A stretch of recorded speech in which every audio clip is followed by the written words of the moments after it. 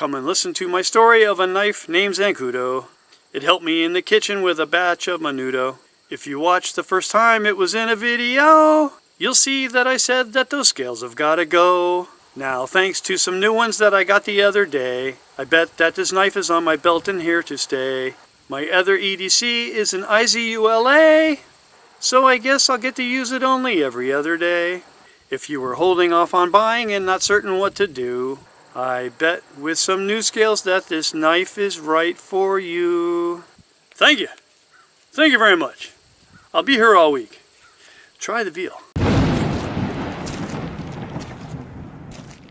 I got some new scales. If you want to see what I was referring to in the opening song about the other scales, go right here and you'll see the video about these scary scales. And that's really what kept me from carrying the Zancudo, was the orange and black scales. Not the texture, not the shape, but the color. That just did not fly with me. So now that somebody is actually making aftermarket scales, thank you very much, I can carry this thing. And I absolutely love these scales. I kept the hole. I have another set on order that actually will hide the hole. And they're more of a single color but a different texture. I'm looking forward to receiving those and putting them on. The Zancudo only comes in stainless steel, S35VN. Unlike some of the other models that come in both, the SE4, the SE3, I'm sure there are others. Ah yes, the Ashley game knife. So you have no choices on this one, which is fine. S35 in the hands of ESEE comes out beautifully. I've done another video about the difference between ESEE's heat treat of S35VN and, let's say, Chris Reeve, who, I'm not even going there, but there's the video. Go check it out. I have cut carpet with this. I have scraped goo off of wood with this. I have whittled with this. I have done lots of kitchen work with this. And it has only required a stropping. I of course put a convex edge on it, but after that a simple stropping, and that's just a perfunctory stropping. I mean, I'm not even really trying hard. There's no need. This knife holds an edge. The very first Zancudo that I purchased had the orange and black scales, but it didn't have the hole, and I wound up selling it just because I couldn't warm up to those scales. And I just kept begging people, please, somebody that has CNC machines and can do this, please make aftermarket scales. What's the hard part? You do it for every other frickin' knife that they make. How about the Zancudo? Well, somebody did step up to the plate, and I've purchased a couple from them. I wanted to give the Zancudo another try, and when I saw this one pop up with the hole, and it had the orange and black scales, but it had that serial number, so I had to buy it, because that's my birthday, and that doesn't happen very often where you get a knife that has your birthday on it. Like I did with the other knife, I modified the sheath. Cut off all the extra that was hanging out here, because I'm not going to wear this as a neck knife.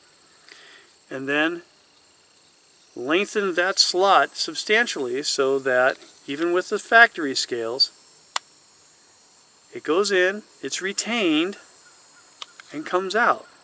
I also did a video about how to modify these scales. So again, you want to see that? Go right there. It's not that hard. It's a simple fix. Great little sheath. When I go to take a knife out of a sheath, I don't want to pull my belt all the way up to my armpit to try and get the knife out. This just comes out nicely. And it's retained. And then, of course, I put on a small tech lock. I'll hold it up so that you can actually see it. Screw there, screw there. This hole's factory. This one I had to bore out. And again, I use an awl from a Swiss Army knife. And not all Swiss Army knives are created equal. If you get one that has the A-lock scales, and you get this awl, greatest plastic drill in the world. So that's part A of this video. Now that I have this on my belt all the time, Guess what I don't carry anymore? And I'm sure a lot of you guys won't either, is this beauty. Now, this is the Izula 2. If you do a side-by-side comparison,